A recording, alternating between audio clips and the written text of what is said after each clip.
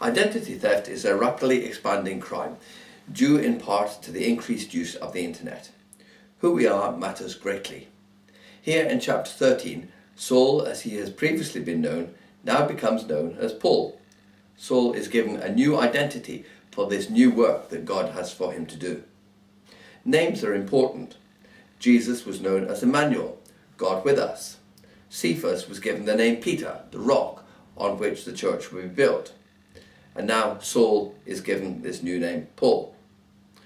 Paul often comes across as a very powerful and charismatic leader, possessed by great powers and fairly self-sufficient. However, in chapter 13, we are reminded that Paul was part of a team of people who together shared in the leadership of the emerging church. Reference is made in verse 13 to Paul and his companions. We are told the name of some of these companions, prophets and teachers at Antioch. There was Barnabas, who Paul worked with very closely, who was a great encourager, as his name suggested. There were others, Simon called Niger, Lucius of Cyrene, and Manaen from the court of Herod. We know that Paul also had close working relationships with Peter and the other disciples, even though they didn't always agree. After a disagreement with Barnabas, Paul teamed up with Silas. There are a number of reasons why some teams work better than others. I'm fortunate to be part of a very good team of people, where each contributes their different skills and gifts, and the sum of the whole is greater than the sum of the parts. I'm sure this was true of Paul and his team. Paul may have collected the accolades, but he needed the others to be there working with him.